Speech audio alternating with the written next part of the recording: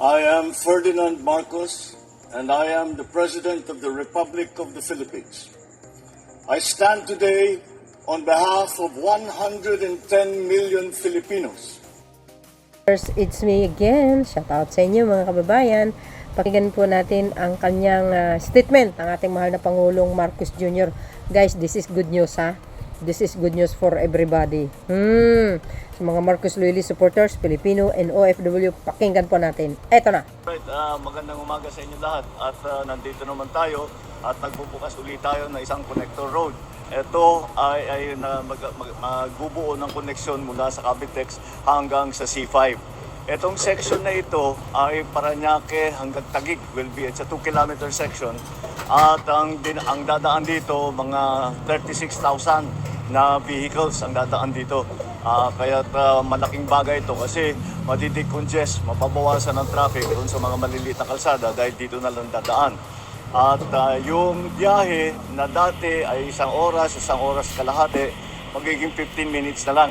At napakalaking bagay yan dahil sa malaking savings sa oras ng mga commuter, unang-una. Pangalawa, kagaya ng ating mga laging iniisip ngayon dahil nga sa kaguluhan sa Middle East, ay napakalaking savings ito sa gasolina, sa crudo, sa fuel. At hindi maliit na bagay ang babawasan mo, ang biyahe mo mula sa isang oras kalahati hanggang 15 minutes. Malaking savings yan. Kaya ito ay kasama sa ating utos na nanggaling sa uplift na ating ginagawa na buksan lahat ng mga daan upang maging mas maginhawa ang pagbiyahe ng ating mga traveling public. At bukod pa ron ay nais kong i-announce na ito, toll-free ito buong Abril. Mula ngayon hanggang end of April, toll-free ngayon muna dito. At para naman ay mapagbigyan ng ating mga kababayan na dumadaan dito, lalong-lalo na ngayon na Holy Week na ngayon at maraming bumabiyahe. Kaya ito ay patuloy namin ginagawa at bubuksan natin sa, I think later on, bukas meron na naman bubuksan.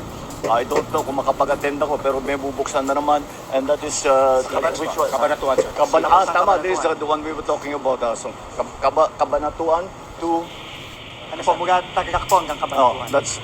that's another para naman sa ibang section ng Luzon.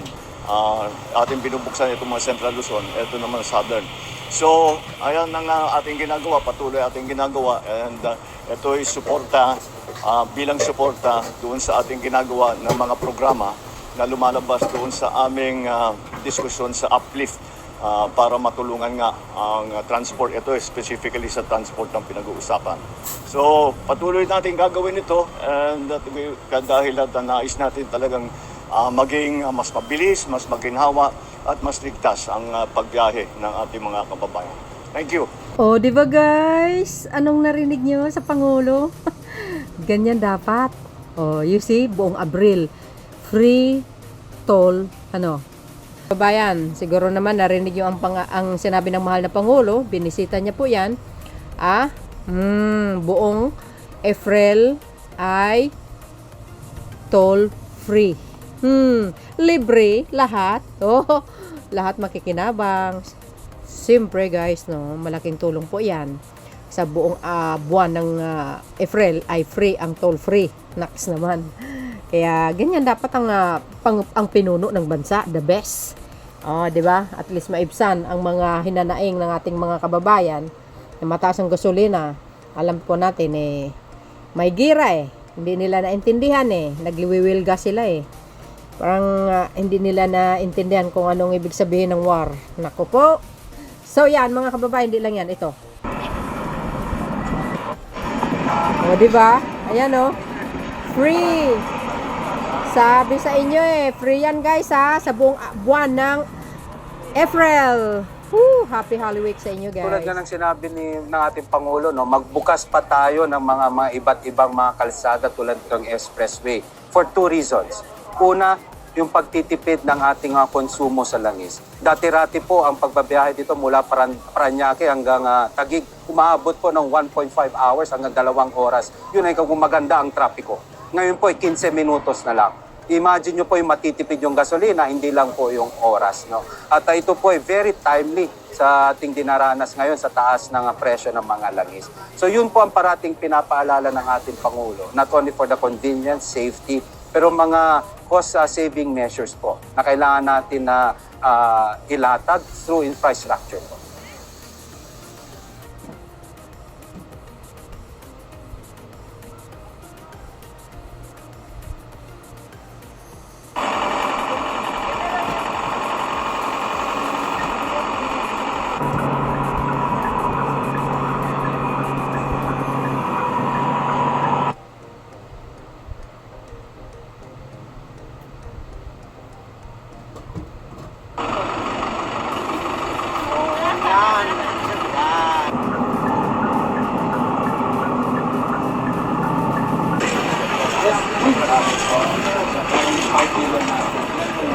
Grabe po. Ngayon 15 minutes.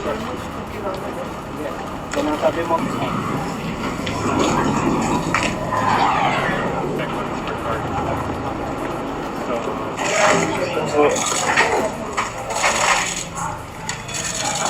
Sa 2-kilometer section at ang dadaan dito mga 36,000 na vehicles ang dadaan dito.